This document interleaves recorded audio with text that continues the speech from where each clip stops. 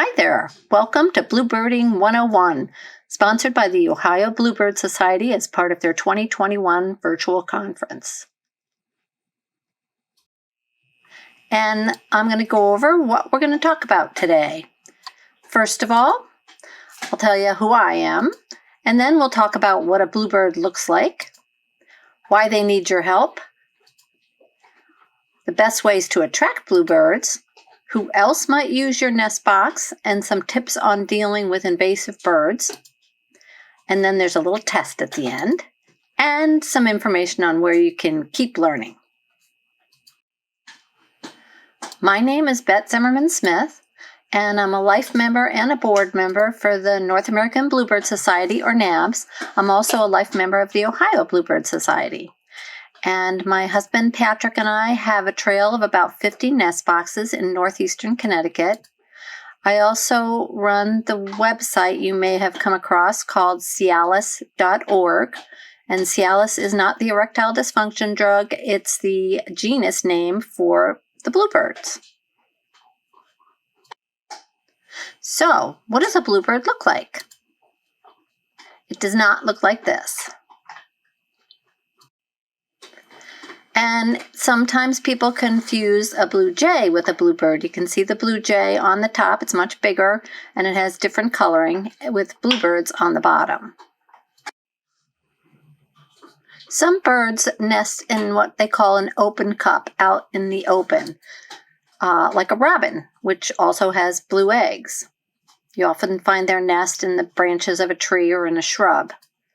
But bluebirds are what we call cavity nesters because they nest inside a cavity, which could be in a tree or it could be in a nest box. A lot of cavity nesters use our birdhouses, also called nest boxes. And there are 3 species of bluebirds. There's the eastern bluebird, the mountain bluebird, which personally I think is the prettiest with a powdery blue breast, and the western bluebird, which is a bit brighter. Here's a photograph of the eastern bluebird, which is what you have in Ohio.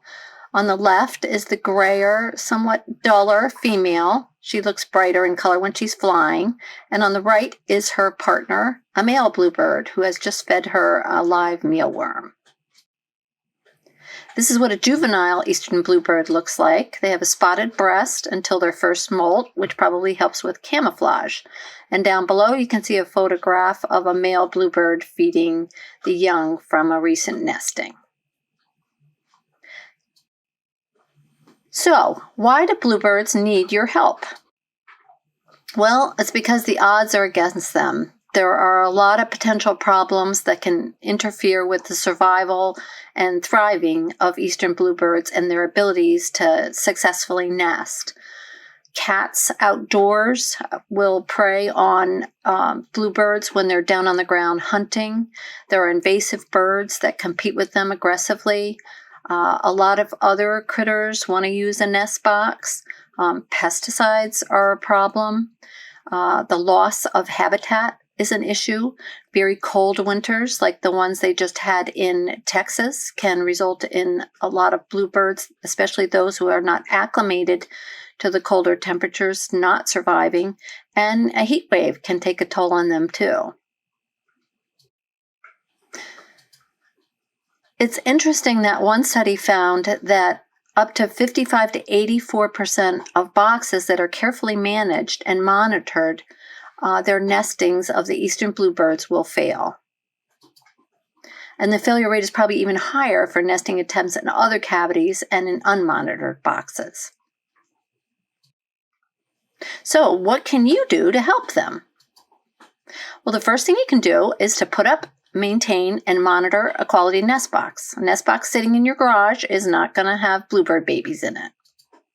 You can learn to recognize nests and eggs so you know who's using your box. You can control predators to help the birds that you invite to nest in your yard or on your trail survive and actually produce babies that live to fly on for another day. And you can supplement food and water if you choose. So now I'm going to give you some of the top tips and tricks on attracting bluebirds to your yard or your trail. The first thing you want to do, as I mentioned, is to put up a nest box, but you want to put up one that's specifically designed for bluebirds. And I'll talk about that more in a minute. You can have a number of boxes. You can try a variety of styles to see which ones work best in your area. You can put boxes 5 to 20 feet apart. It's called pairing if you have a lot of tree swallows in your area, and then you might get bluebirds in one box and another species like a tree swallow in the box that it's paired with. And you can see tree swallows on the right there. Those are probably adults feeding each other as part of their mating rituals. And it's important to keep your box in good condition. There's a lot of different nest box styles that have been developed over the years, and everybody has their personal preference. This is a picture on the left of a bunch of nest boxes up at Ellis Bird Farm. If you ever get a chance to go to Lacombe, Canada, it's an amazing place filled with birds. This one in the middle is kind of a standard, what they call the NABS bluebird box. People go crazy and develop all different kinds of boxes. But over on the right are my personal favorites for my trail. These are what work well for me. The one up top is called a Peterson box, and the bluebirds seem to like the oval hole. This box was developed by Steve Gilbertson, and it's called a Gilwood box. And again, they seem to like the bigger hole. It's got a very small interior though, but it is very easy to make. And this box down here is called a Gilbertson box, also developed by Steve Gilbertson. And it's the only box that I've had experience with that house sparrows don't seem to like. So, and it's also low maintenance. It's made out of PVC. So that's one of the reasons why that can be a useful box, especially if you have house sparrows in your area. But again, it has a small interior. Some features of a good nest box. So obviously the bluebirds like the one that you see in that photograph on the left because it's unpainted. It's made of a thicker wood. You don't want something super thin. And you want a box generally that's made of wood, although some people like boxes that are made of plastic, like recycled plastic. I find bluebirds tend to prefer ones that are made of wood. It has an overhanging roof. And like a lot of nest box styles, it's slanted, so it'll shed water. It doesn't have a perch. A perch can give access to an avian predator that can hang on there and stick its beak in the nest and pull out the contents. Also, perches are preferred by house sparrows and house wrens, so we generally avoid them. This one has a round hole that's exactly 1.5 inches in diameter. Or you can have an oval hole that's 1.375 inches wide.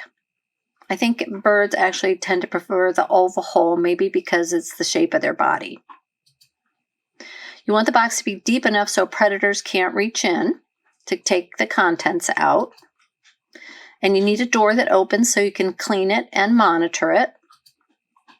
And you want to mount it on usually a metal pipe that's 3/4 to an inch with the entrance hole at least 5 feet off the ground. That's for easy access for you, but it also helps with cats jumping on it, although some cats can jump on top of our refrigerator. These are two examples of nest boxes that I would consider unsuitable. The one on the left is far too deep, and it would be very hard for babies to get out of the box. And then boxes like this, sometimes, especially tree swallows that have weak feet, cannot exit and they don't survive. The box on the right has a hole that's far too big, so it would allow predators in and starlings, which I'll talk about shortly. It has a perch on it, and the only way that I would think that this box would be suitable if it was a decorative box and you took the floor out so that nobody would use it. Another option would be to plug the hole. It's important to maintain your boxes. You want to replace or caulk any rotten wood or split wood or any damages, and you want to make sure that the box closes securely so that nobody can get inside, like a raccoon or an unsavory human. It's really important to put your nest boxes in the correct habitat. If you want bluebirds, you're usually going to find them in areas that have some grassland with open areas like a mowed lawn or meadow, maybe along dirt roads. Scattered trees come in handy because when the bluebird babies leave the box, their parents are going to feed them for about 28 days and they can hide in the trees because they're not great flyers when they first come out. You do want to avoid dense vegetation because that tends to be more house wren habitat, which you may not want house wrens in your boxes. So here's an example of a poorly placed nest box and a poor design. First of all, it has a perch. You don't want that. The hole's too big. It doesn't have a nice roof that's going to shed water. It's probably too deep. It's on a pole with no predator guard, and it's on a fence that climbing critters can jump off of and get into the box. And it's also around dense vegetation. So a box like this is going to be popular with house sparrows and house wrens.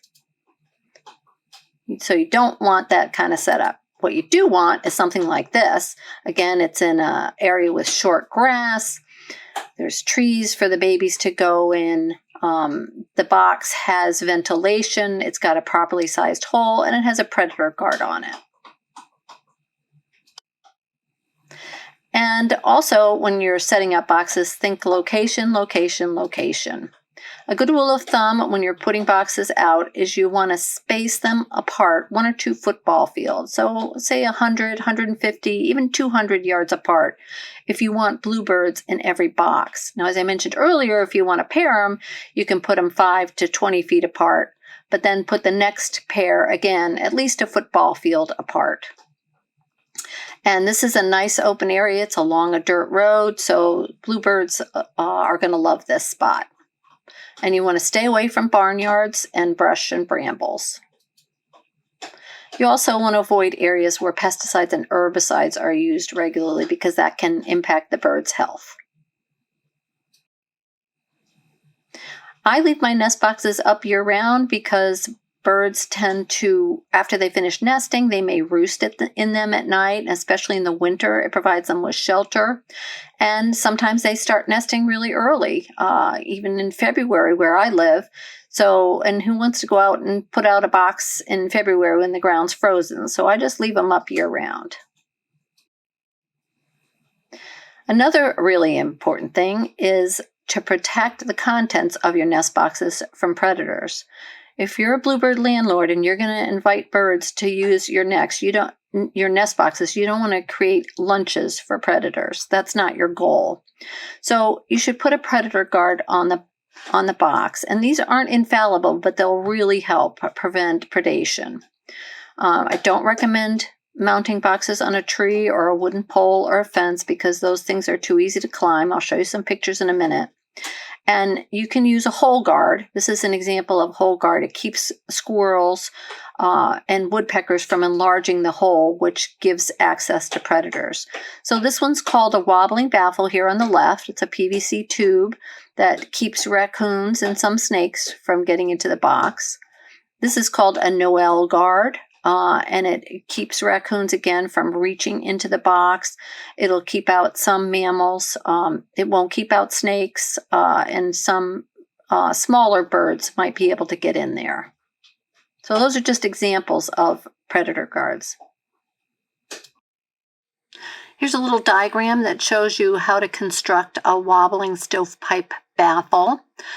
In the picture, the baffle is too short. You really want it to be as long as possible. And on the right, you see an installed baffle. And these are pretty effective for climbing predators. And here's a PVC wobbling baffle on a pole with a Gilbertson box on top. A lot of people say, well, birds nest in holes in trees all the time. Why can't I just put my nest box on a tree? Woodpeckers do it. Even chickadees can make their own holes and nest in a tree. And the reason you don't want to do that is because this is what a woodpecker cavity looks like inside. So you can see it's very deep, and it would be really hard for a raccoon to be able to reach in here and get the eggs out of this. A snake could still access it though, but our nest boxes aren't designed like that. And it's, just far too easy for raccoons to get into trees.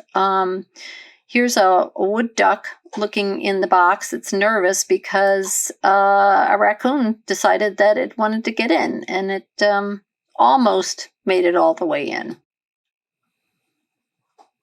You want to monitor your boxes regularly.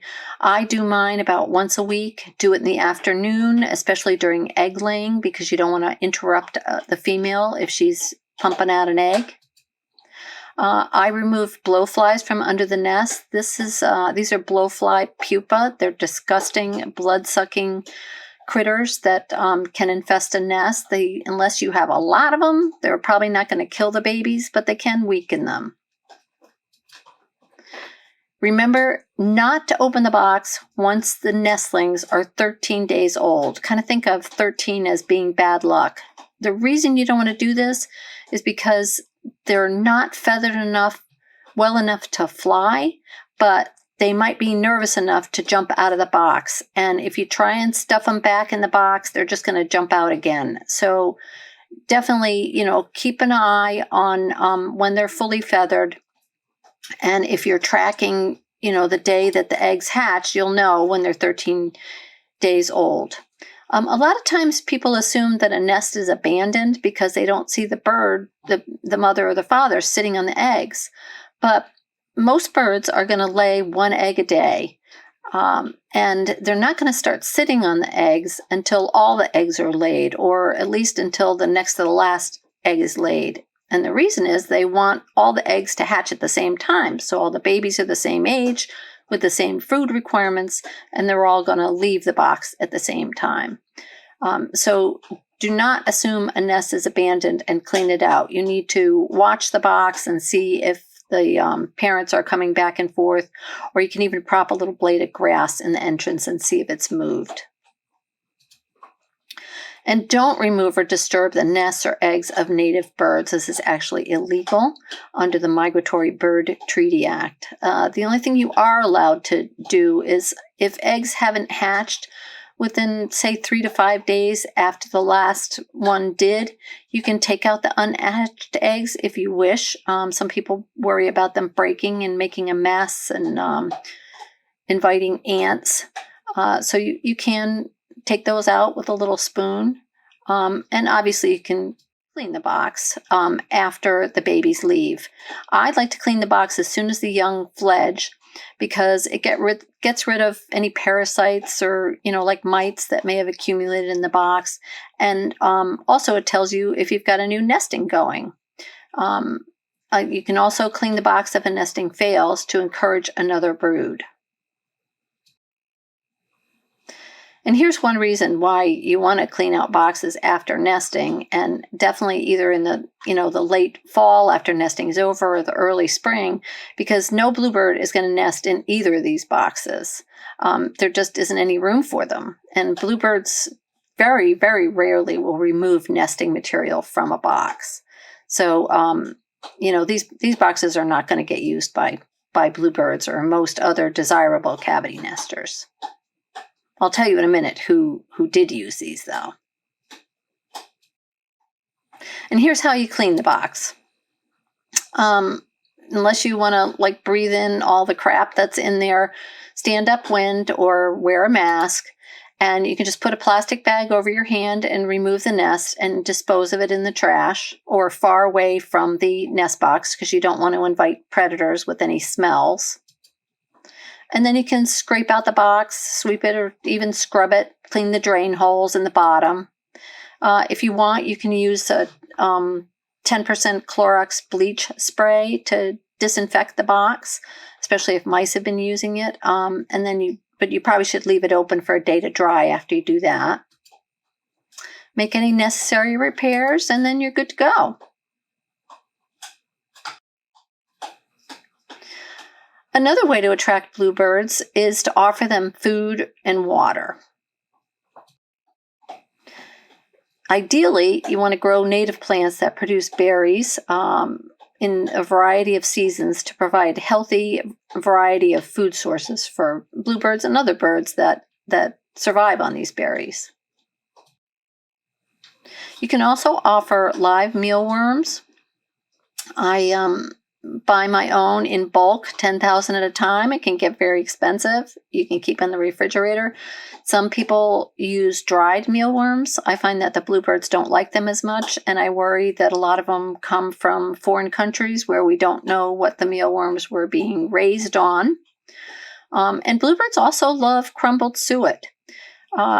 You have to train bluebirds to come to a feeder. They're usually not feeder birds, although sometimes they'll follow other birds there and even snack on unshelled nuts and sunflower seeds if you have them. Putting in a bird bath is always helpful to attract birds to your yard. It should be shallow. Birds definitely prefer running or dripping water if you can set that up. This also comes in very handy during droughts. Okay, now let's talk about who else might use your nest box. Of course, a lot of us would love to have bluebirds in our box, but I find variety is the spice of life, and I look forward to seeing other types of native birds using my boxes. But here's what a bluebird nest would look like. They're often made of either pine needles or dried grass, whatever's available. The eggs are usually blue, but in 3 to 5% of nestings, you can see white or even slightly pink eggs. And this is what bluebird babies look like after they're fully feathered. These are about 12 days old, so remember on day 13 you don't want to open the box. But basically you can see all these nests have a pretty well-defined deep cup. It's fairly neat, especially the first nestings of the year. Later on, if they have 2 or 3 broods in your area, things can get a little messier. But this is what an eastern bluebird nest would look like. But there are other native birds that may nest in your boxes, and I'm going to show you some of the common ones one by one and give you some tips on how to identify what their nests and their eggs look like. Tree swallows are very common, and they often will be found in nest boxes. They're beautiful birds, aerial acrobats. They eat a lot of insects. This is a pair of male and female bluebird. They look very much alike. The female is sitting on her nest, kind of watching what's going on. Their nests are often made of grass and pine needles like bluebirds, but they don't tend to have that round, deep cup as much, and they tend to be a little sloppier. You'll often find that they have feathers when they're finishing them up, sort of recurved over the eggs and the babies to kind of hide them and provide insulation. So here's a tree swallow egg. They're white and they're kind of pointy, and these are some newborn chicks. And here's mom sitting on either eggs or babies, and this particular one sat very tight and wouldn't leave the box while I checked it.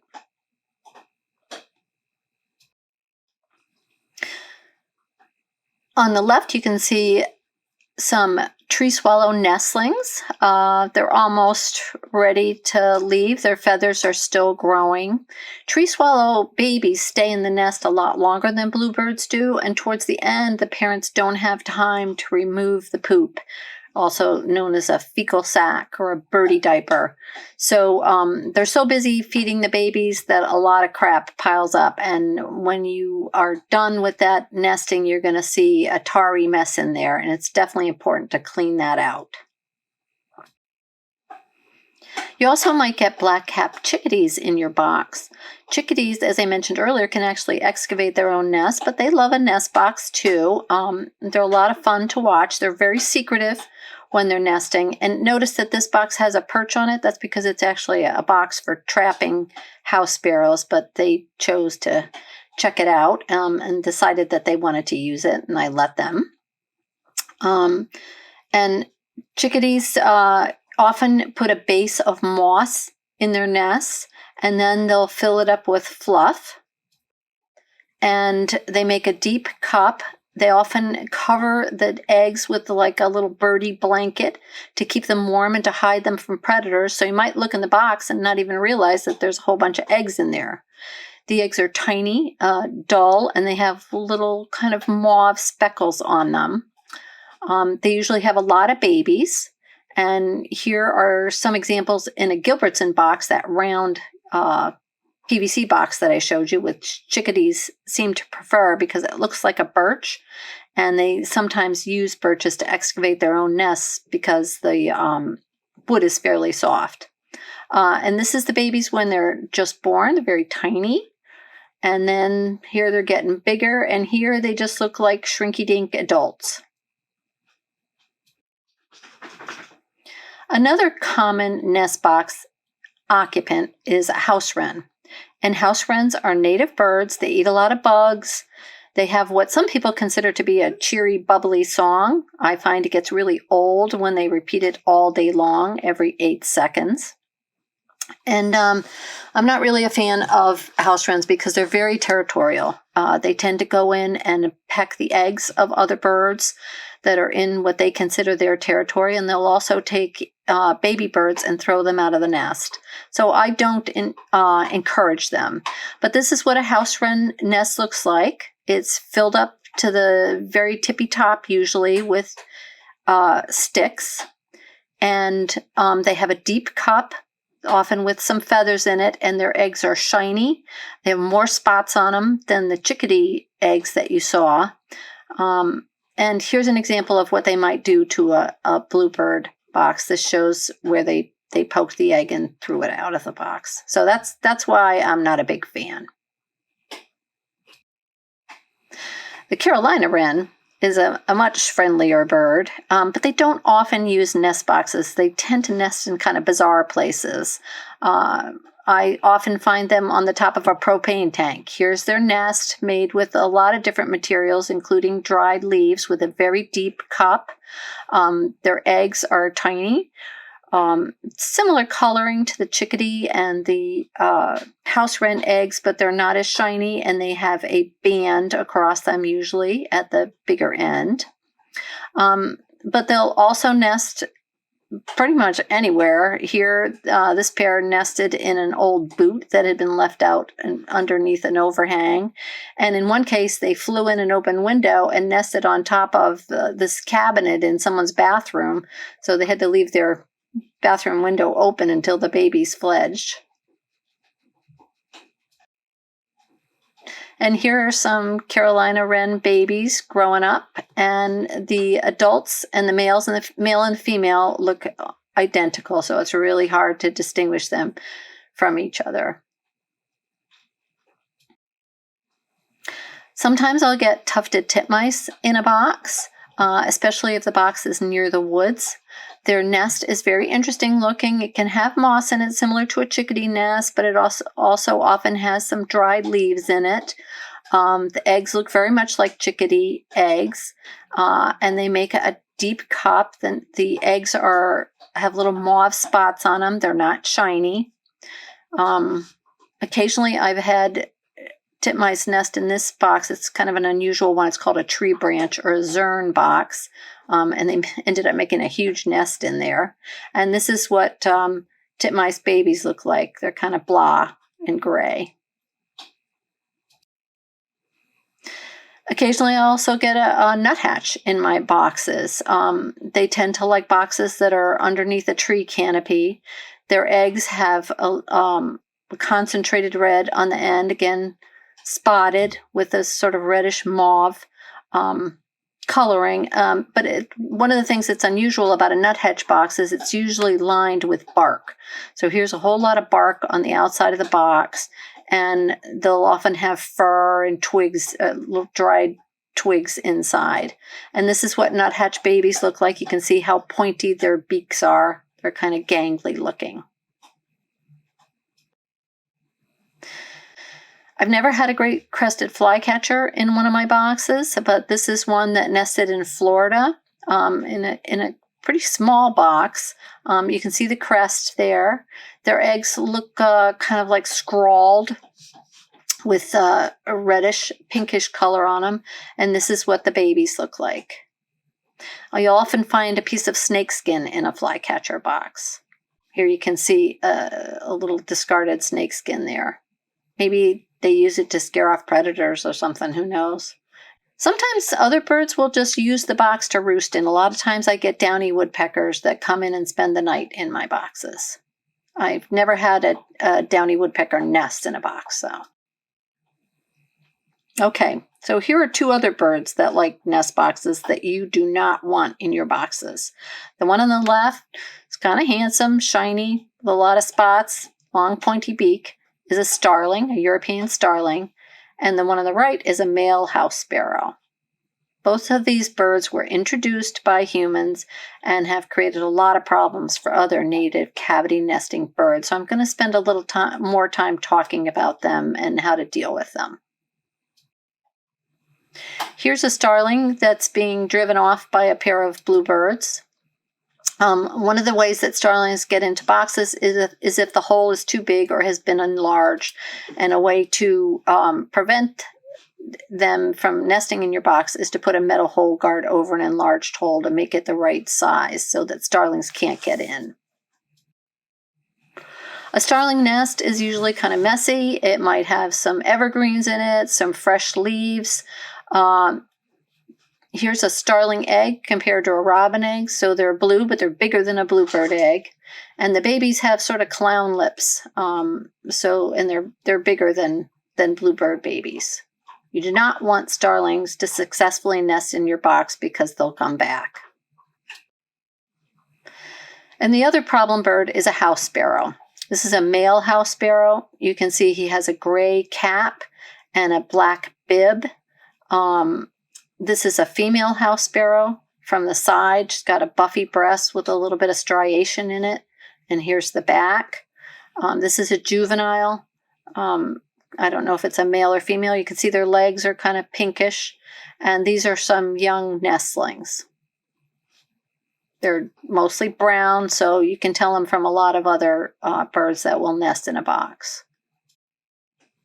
House sparrows can be a little tricky to identify because there's lots of other little brown birds that are not a problem, and most of them wouldn't use a nest box. Here's a house wren and a Carolina wren. They're both native birds, both brown. This is a Eurasian tree sparrow, which is in very limited areas of the United States and the Midwest. It is not as aggressive as a house sparrow, although they do nest early so they can beat out other birds. And these other birds, like a chipping sparrow, are harmless. And some of these song sparrows, they're brown, but they're not house sparrows or hosp. It actually looks like a house sparrow on steroids, but it's a female evening grosbeak. And this is a female cowbird. So, and none of these birds are house sparrows, even though they're brown. House sparrows' nests are pretty distinctive. They tend to be sloppy. They tend to have seed heads in them, which bluebird nests generally do not. The nest is a deep cup. The eggs are white with brown spots and kind of dull colored. A lot of times you'll see sort of this recurving design in the box. And they can really fill it up with feathers and other garbage like cigarette butts. Also, sometimes they'll make sort of a tunnel-like an entrance, and you might see them nesting in signs. Here's a male house sparrow that's built a nest in a Office Depot sign. It's fun and useful to learn to identify the different types of eggs that you might find in a nest box. So here we have some eggs compared for size to a nickel and a dime. And this is a bluebird egg. It's kind of shiny, not pointy, and it's blue. Here's a tree swallow egg. It's pointier, smaller, usually white. And here's one of the smallest eggs you'll find, a house wren egg, and it's shiny with lots of spots on it. Down here you have an eastern bluebird egg compared to a robin's egg. compared to a house wren egg, the duller nuthatch egg with little pink spots, an unusually pink tree swallow egg, and here's a house sparrow egg. And you can see it's a little bit smaller than a bluebird egg. It's got a lot of brown spots on it, and the background is sort of ivory or greenish color.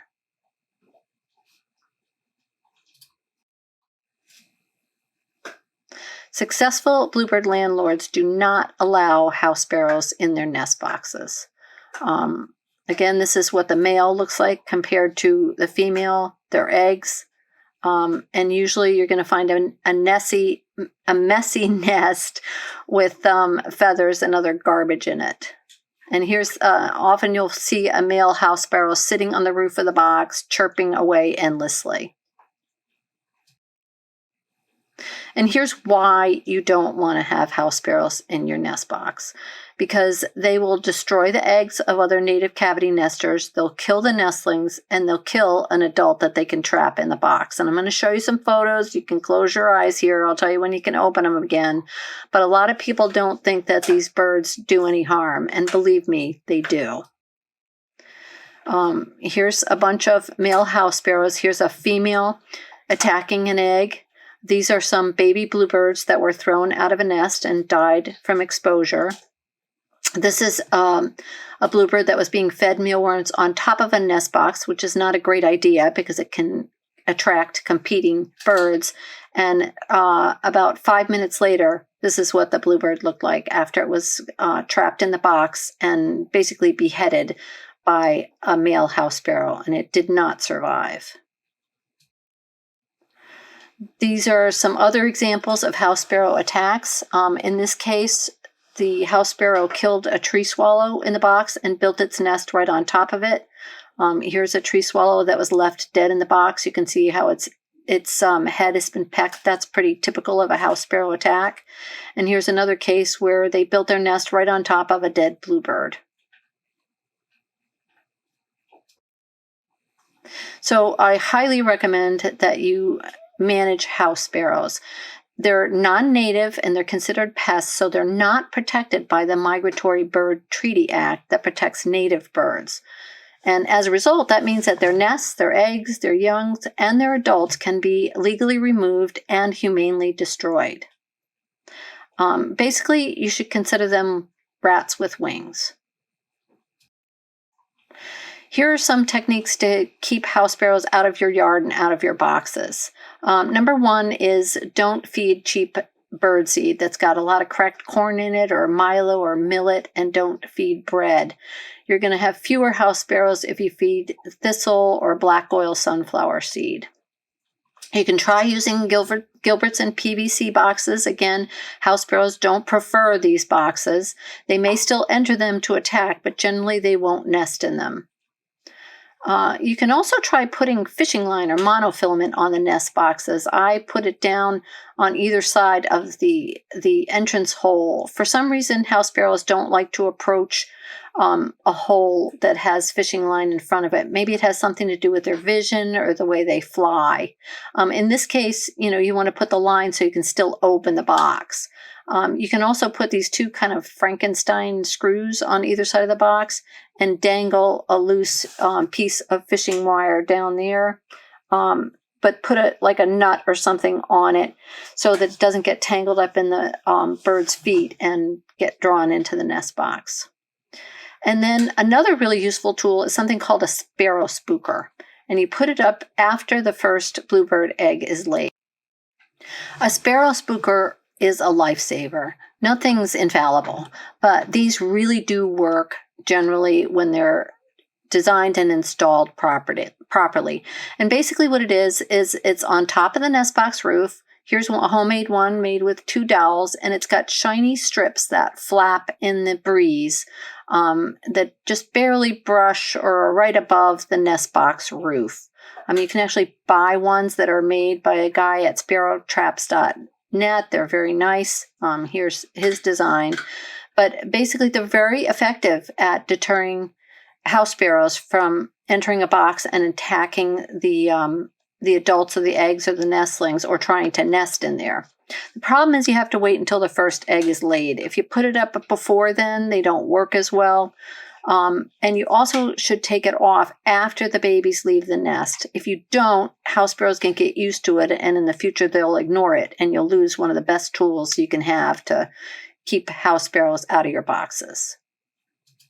Some other house sparrow control techniques that you can employ is you can remove, as I said, it's illegal to remove house sparrow nests and destroy the eggs. And then some people choose to trap adults. And you can either trap them in a ground trap.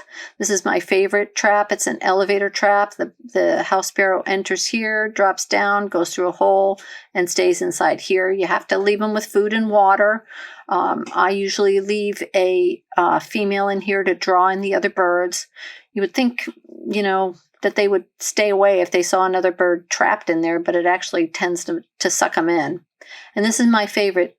It's called an in-box trap, made by Floyd Van Oort. And when the bird comes through the hole, it steps on this little trigger and this black thing pops up and traps the bird inside the box, and then you can remove it. In both cases, you have to monitor it very closely, and then you can euthanize the birds. Some people aren't comfortable euthanizing house sparrows. I totally understand that. So another option is once you trap them, you can trim their wings, and they will grow back, but when you trim the wings, just these first 5 primary flight feathers, it doesn't hurt them, but it makes it harder for them to fly, so they're less likely to be mating and attacking other birds. It's a temporary solution, but it's better than nothing. So I'm going to say it again. It's better to have no box at all than to allow house sparrows to reproduce in one. Another bird that you might see going into a nest box is a cowbird. And here's a female cowbird. Here's a male one. And basically, cowbirds are parasitic. They don't use the nest box for anything other than to dump their eggs in somebody else's nest and let the host parents raise their kids. So here's a cowbird egg in a bluebird nest. It looks a lot like a house sparrow egg, but it's a little bigger and rounder. And what happens is the cowbirds, this is very clever adaptation, their baby hatches first. It's a lot bigger, its eyes open faster, it's got a big red gape, and so it ends up eating most of the food. And sometimes the other birds don't survive. It's basically a big baby Huey in there. Sometimes birds will abandon a nest if they get a cowbird egg in it, or if a baby hatches. Other nest box occupants that you might find, flying squirrels like to use nest boxes. This is a flying squirrel. There's both northern and southern flying squirrels, and I have no idea how to tell them apart. But here's a flying squirrel nest filled to the brim with grass. Here's another one where they're hanging out and use some fresh leaves in there. Flying squirrels will eat eggs and nestlings, so no bluebird's going to use a box that a flying squirrel is in. You can also get mice in a box, especially if you don't have a predator guard or if you have a place that they can climb up or jump off of. And it's no fun to stick your hand in a box and feel a furry critter in there. Occasionally, I've seen a red squirrel in a box. This one went into my attic and took a bunch of napkins and filled up the box. Here's another typical red squirrel nest with leaves in it. You may find paper wasps in your boxes, especially if you're near a wet area. This is the native paper wasps, and they build their nests off the roof generally. They're all black. And we also have an introduced European paper wasp. These are more aggressive, and they may build their nests on the sides of the box. Birds are generally not going to use a box that has paper wasps in it. Occasionally you'll get bumblebees in a box. Sometimes they scare a chickadee out of a nest and take it over and lay their eggs in there. The queen will raise them and crank out a bunch of beneficial bumblebees. Snakes are not popular in our nest boxes because they eat the contents, but they like to go in there and get a snack. And blowflies, I mentioned earlier, are one of the parasites that can infest the nests that you can find inside your nest box. Okay, so now we're going to have a little test. And this is a tree swallow. Okay, so take a look at this and tell me what's wrong with this setup. On the left, and this one. So we talked about this earlier. If you put a nest box in a tree, it's basically going to end up as a lunchbox for a raccoon or mice or a squirrel or a chipmunk. And here, this box is mounted on a fence, so it gave access to a red squirrel, and there's no predator guard on it to keep them from climbing up. This box is better situated. It has a wobbling guard on it. Okay, what's wrong with this area? Why wouldn't you want to put your nest box here? Well, there's a lot of house sparrows hanging out because they eat the feed that the goats are eating, or chickens. And this area, while it's a lovely elderberry, is house wren habitat. They like the shrubby areas, as do house sparrows. So this is not a great spot to put your nest box in. You want to stay probably 50 to 100 yards away from wooded and shrubby areas if you want bluebirds, and not house wrens. What about this one? What's wrong with this? Or this? Well, obviously, no bluebird is going to be able to nest in this box. There's no room for it. It's mounted on a telephone pole, which is a popular place for flying squirrels, and also provides access for other climbing predators. And this box is obviously not in great condition. It's going to let the weather in, and that hole has been enlarged by a squirrel, and it's just totally unsuitable. The whole thing's a rotten mess. Okay, what's wrong here? House sparrows. Here's a male house sparrow, a female using this box. And again, here's a typical house sparrow nest with the seed heads and sort of recurved, messy contents. Wouldn't you rather have bluebirds? Wouldn't you rather open up a box and see these little blue pearls in here and maybe even catch a nestling as it's just getting out of the egg?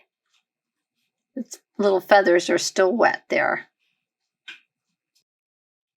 So if you want bluebirds, here's just a little summary of how to increase the likelihood that they'll use your boxes. Put up a nest box that's specifically designed for bluebirds. Put them in the right habitat. Clean out the boxes after nesting and either in the early spring or late fall, so get ready for new nesting. Protect your feathered friends from climbing predators by using a wobbling predator guard or baffle on your nest boxes. And please, I'm begging you, don't crank out a bunch of house sparrows from your nest boxes. And you can offer food and water to your friends. I've really just touched on the basics about bluebirding, trying to help you figure out how to attract bluebirds, what kind of nest box to use, who might be in your box, and how to deal with invasive birds. But there's a lot more to learn. And a great place to start is your state or national Bluebird Society. There's new bluebirders there and bluebirders with decades of experience who would be more than happy to help you. There are some great websites out there. The NABS, North American Bluebird Society website, has a lot of basic information on how to get started. It has fact sheets and lots of good info. My favorite site, if you want to build your own nest boxes, is nestboxbuilder.com. It has a bunch of designs on there. My website is cialis.org. It has about 1,000 pages on there, but it has a site index if you're looking for something in particular. There are online forums like Facebook sites for bluebirders where you can interact with other people in the community, post pictures, tell stories, get help with your problems. And there's books out there, basic to advanced. NABS members get a quarterly Bluebird journal that's chock full of useful information. And you can just go out there and put your nest boxes up and learn. You'll learn something new all the time, and it's fun. So that's it. You're welcome to come visit my website at cialis.org, and you can contact me through that if you have any questions or you see any problems on there. A big shout out to the generous photographers who allowed me to use their photographs. Unfortunately, I've forgotten who gave me some of the pictures, and a bunch of the ones that I used today are mine, but David Kinnear and Keith Kreidler are very generous with their wonderful, informative pictures, and I hope you enjoyed looking at them. And I want to thank all of you who helped to fill the skies with blue. Okay, we're all done. I'm going to leave you with some useful website addresses where you can get more information. But thanks very much for your time and your interest, and may all your blues be birds.